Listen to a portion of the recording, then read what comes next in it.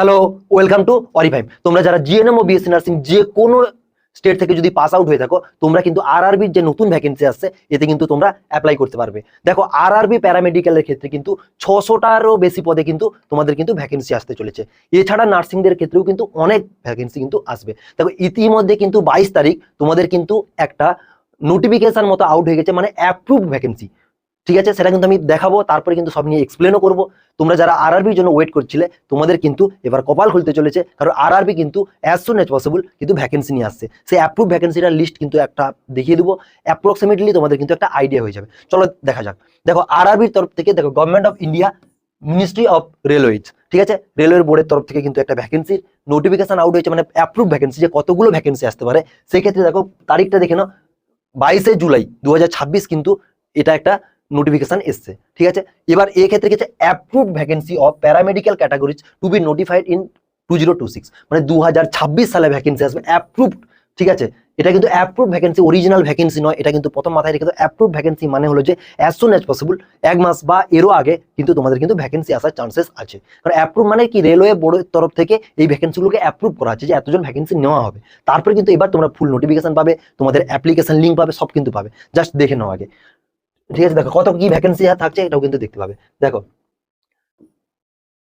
RRB প্যারামেডিক্যালের তরফ থেকে কিন্তু মেডিকেল ডিপার্টমেন্ট, ঠিক আছে, এবার যা থাকবে প্রায় 600টা ভ্যাকেন্সির জন্য থাকবে, কত 9টা প্যারামেডিক্যাল ক্যাটাগরিজের মধ্যে কিন্তু থাকবে 600টার মতো ভ্যাকেন্সি, 9টা ক্যাটাগরিজে কিন্তু তোমাদের কিন্তু থাকবে। ঠিক আছে, এবার কত কি ভ্যাকেন্সি থাকছে সেগুলো একটু বলে দিচ্ছি, দেখে নাও। দেখো, টোটাল থাকবে প্রথম কি ডায়ালাইসিস টেকনিশিয়ান, যাতে কি থাকবে পে লেভেল 6 এ থাকবে, অ্যাপ্রুভ ভ্যাকেন্সি কোটা একটাই মাত্র ছেড়েছে। ঠিক আছে, ইসিজি টেকনিশিয়ান পে স্কেল 4, 4টা ভ্যাকেন্সি কিন্তু ছেড়েছে। এটা কিন্তু ভ্যাকেন্সি অ্যাপ্রুভ ভ্যাকেন্সি, অ্যাপ্রুভড মানে কি আরআরবির বোর্ডের তরফ থেকে কিন্তু অ্যাপ্রুভ করা হয়েছে, এটা কিন্তু মাথায় রাখবে। ঠিক আছে, ল্যাব টেকনিশিয়ান গ্রেড 2 এর ক্ষেত্রে 21টা ভ্যাকেন্সি, নার্সিং সুপারিনটেন্ডেন্ট এদের কিন্তু ভ্যাকেন্সি কিন্তু 372টা, এটা কিন্তু মাথায় রাখবে। এর এখনো কিন্তু একটা জোন ভিত্তিক এখনো কিন্তু নেই, এই কথাটা কিন্তু একটু মাথায় রাখবে। ঠিক আছে, এবার দেখো, ফার্মাসিস্ট এন্ট্রি গ্রেডের মধ্যে 120টা ছেড়েছে। ঠিক আছে, রেডিওগ্রাফার এক্সরে টেকনিশিয়ান 25টা, তার সাথে হেলথ অ্যান্ড ম্যালেরিয়া ক্ষেত্রে কটা ছেড়েছে, 43টা ছেড়েছে। পে স্কেল 6, শুধু নার্সিংদের ক্ষেত্রে পে স্কেল 7 থাকবে। ঠিক আছে, আর অপটোমেট্রিস্ট যেটা ছেড়েছে 2টো ভ্যাকেন্সি, আর অডিওলজিস্ট অ্যান্ড স্পিচ থেরাপির ক্ষেত্রে কিন্তু 2টো ভ্যাকেন্সি। টোটাল 600+ কিন্তু ভ্যাকেন্সি আসার চান্স সব থেকে বেশি, 600। এটা সাইনও করা আছে রেলওয়ের তরফ থেকে কিন্তু। ঠিক আছে, 600টা প্লাস ভ্যাকেন্সি আসবে। দেখো, এটা দেওয়ার মানে কি, এটা দেওয়ার মানে হলো যে অ্যাজ সুন অ্যাজ পসিবল তোমরা কিন্তু নিজেদের প্রিপারেশনটা স্টার্ট করো। কারণ হলো যে খুব তাড়াতাড়ি কিন্তু ভ্যাকেন্সি আসবে, কিন্তু ভ্যাকেন্সি এলেও এত তাড়াতাড়ি কিন্তু এক্সাম হবে না, এক্সাম হতে অবশ্যই লেট হবে। এত তাড়াতাড়ি কিন্তু কোনো ভ্যাকেন্সি পাবে না। তোমরা যদি ভেবে থাকো যে এখনই ভ্যাকেন্সি চলে আসবে, এরকম কিছু নয়, ভ্যাকেন্সিটা চলে আসবে এখনই, কিন্তু পরীক্ষা হতে হতে অনেকটা লেট হবে। তোমরা সবাই জানো যে 2027 সাল চলে যাবে, তার আগে কিন্তু পরীক্ষা হবে না। ঠিক আছে, সেই জন্য তোমরা যারা এখনো পর্যন্ত ঘুমোচ্ছিলে, তোমরা কিন্তু আরআরবি প্রিপারেশনটা স্টার্ট করো।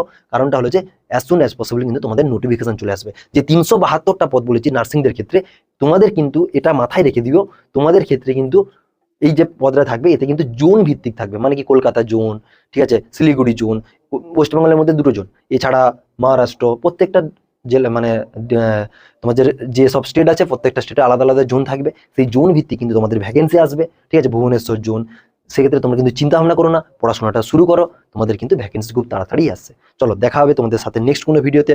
এবার আমরাও কিন্তু আরআরবির ভ্যাকেন্সি নিয়ে অবশ্যই আসবো। তোমরা যারা আরআরবির ভ্যাকেন্সি চাও, ভিডিও নিচে কমেন্ট করো, আমরা চেষ্টা করবো আরআরবির কোনো ব্যাচ নিয়ে আসার জন্য। চলো, এত সময় ভিডিওটা দেখার জন্য অসংখ্য ধন্যবাদ। দেখা হচ্ছে তোমাদের সাথে নেক্সট।